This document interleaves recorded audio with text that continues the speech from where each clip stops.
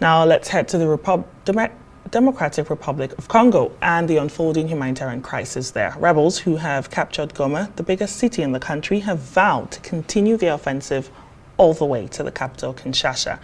The rebel leader, who heads an alliance of rebel groups that include the M23, says their ultimate aim is to topple the President Felix Tshisekedi's government, while unconfirmed reports say the Rwandan-backed rebels are currently advancing towards the second biggest city in the mineral-rich East, despite international calls for a ceasefire. Now, the fighting has forced about 500,000 people from their homes, worsening an already dire humanitarian crisis. Well, let's bring in Nigeria's former ambassador to Burundi, Elijah Onyaba. Thanks for joining me on Newsnight. Thank you so very much. It's my pleasure being here. Let's talk about the situation on ground. The DRC, M23 rebels capturing Goma, now advancing to the south towards Bukavu. This resurgence we've seen has escalated the issues that they're having in that country. In your view, what might be some of the primary drivers behind this renewed offensive, and why is this rebellion proving so difficult to contain? First, it's important to understand the historical perspectives, that has given rise to this over time. I worked in that region, in the East African Community region, for about 3 years representing Nigeria. So I have a fair understanding as to what has been going on in the region. That region is, they've struggled a lot with ethnic violence and tension for quite some time. And if you want to find out what's going on there, you have to go back about 31 years ago, following the aftermath of the 1994 Rwandan genocide. What we refer to as the Rwandan genocide is the killing of the Tutsis by the Hutus. And that arose as a result of the death of the president of Rwanda and the president of Burundi, who were both Hutus at the time. So they went for an AU meeting and they were coming back. The flight was shut down and both presidents died. In reaction to that, the Hutus, feeling that this was probably masterminded by the Tutsis, began to kill the Tutsis. So, and that process, between about 1 million Tutsis and moderate Hutus were killed in that process. And at the time, the president of Rwanda, now President of Rwanda, Paul Kagame, was working with Uganda. He was the director of military intelligence in Uganda. In fact, he actually fought with Yoweri Museveni, and then they toppled Idi Amin's government, and of course he was there.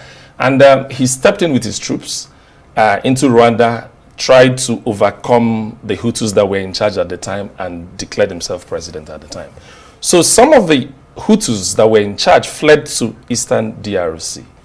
And then in fleeing to Eastern DRC, it just meant that they continued to be a security threat, quote and unquote, to the people of Rwanda, because they actually maintain a very large border between themselves and Rwanda. So this is also, you can't analyze these issues without having to go back to understand the root cause of these issues. And the next cause, again, is, after that genocide and these Hutus moving into Eastern DRC, where you have Bukavu, and in fact, Goma is actually the capital of North Kivu, and they are moving south now to try to head to Southern Kivu, which has the Bukavu. Goma is the capital of North Kivu.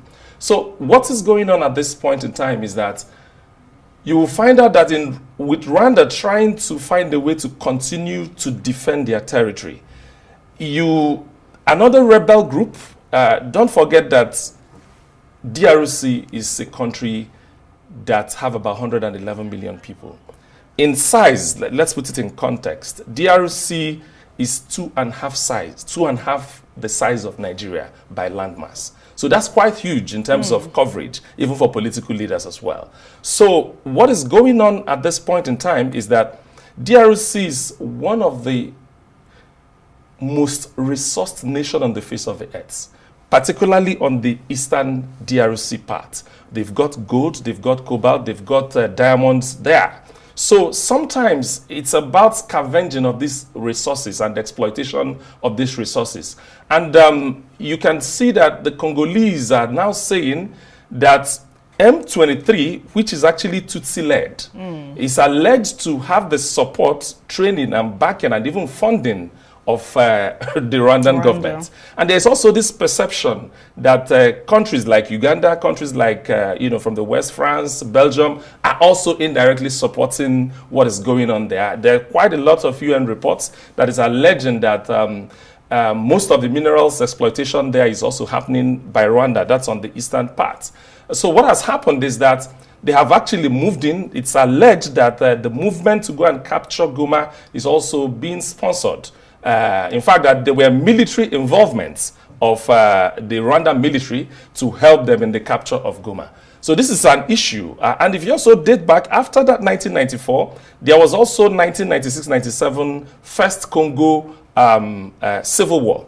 And that war was when the president of Rwanda tried to assist Kabila, that's the father of Joseph Kabila, Laurent Kabila, to take over power from Mobutu Sese Seko. And part of that agreement at the time was that Zaire was going to be changed to become Democratic Republic of Congo. But when Kabila took over, after some time, he started having issues with Rwanda. He expelled Rwandan troops that helped him take over power.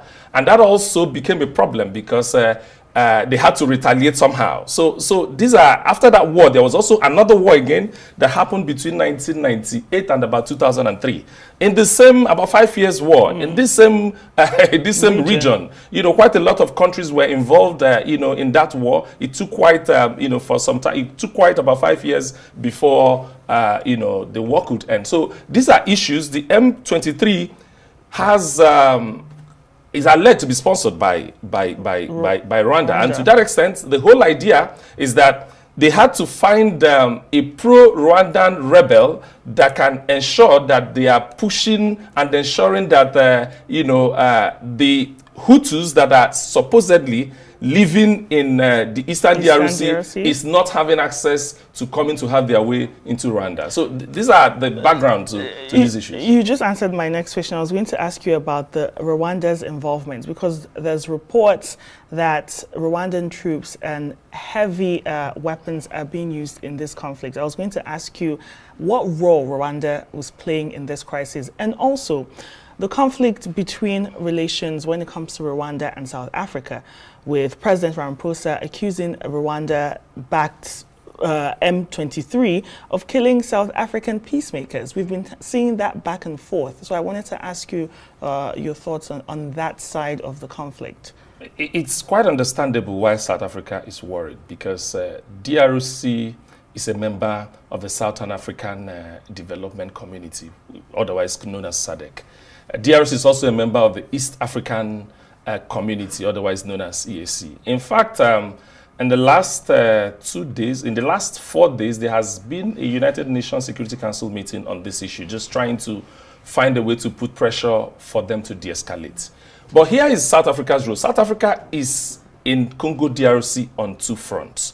The number 1 front is that they have a force, just like we are trying to have in ECOWAS, like a standby force. SADC have got a peacekeeping force presence in that Eastern DRC, supporting the forces of DRC. All right? So SADC have also got some staff. South Africa have also got some staff, some forces that are working with the United Nations peacekeeping force residents there. So they have their soldiers, they have their troops that are there helping to keep peace. So in the last couple of days, within the period of this crisis, about 9 of their troop members have been killed. And the challenge is that he made his, I think he tried to reach out to the president of Rwanda. Rwanda president responded saying that they spoke on the phone, and that in their conversation, President Ramaphosa made it very clear that he had intel that it was the militia that killed the South Africans that were working there. But again, in the statement that was officially released, they were saying that the people that killed the South Africans there were the members of the M23. You know, so that's another issue, because between the conversation that they had and between the statement that was released, there seems to be, you know, some kind of, you know, misalignment. He also, the Rwandan president also went ahead to accuse the president of South Africa, to say that he referred to the professional armed force of Rwanda as a militia group, and that shouldn't be. I mean, they are protecting the nation of Rwanda, so they are not militia. And in fact, he went ahead to say that Rwanda was going to actually be ready for confrontation, and he feels that President Ramaphosa is actually not in any position to have conversation on that matter due to certain interest and so on and so forth. There were also President Lorenzo of Angola actually held a meeting, you know, with all of these warring factions. They called, in fact, he was the host of a meeting. They called it the Luanda Accord, which basically talked about modalities for de-escalating tension around Eastern DRC. But I think that President Kagame had actually pulled out of that conversation. I think it was towards the end of Biden's administration. So maybe he feels that he would rather wait for President Trump. And I understand again that there has been a conversation between the U.S. Secretary of State and the president of Rwanda on this issue, just trying to find a way to de-escalate tension around the region. But while diplomatic efforts will continue to go on, there are deep-rooted issues that, you know, that is, you know, in their history, you know, security concerns, political issues that have been there for a very long time. This is, you know, pretty much for a very long time. And these are the issues that I believe that will continue to play out, while diplomatic efforts should also still be ongoing to find a way to de-escalate tensions. Well, thank you so much for your insights on the escalation of a Congo crisis. And we'll have more time to chit-chat about how to de-escalate this crisis that's now involving many other countries. Thank you so much, Ambassador Elijah Onyeaba, Nigeria's former ambassador to Burundi.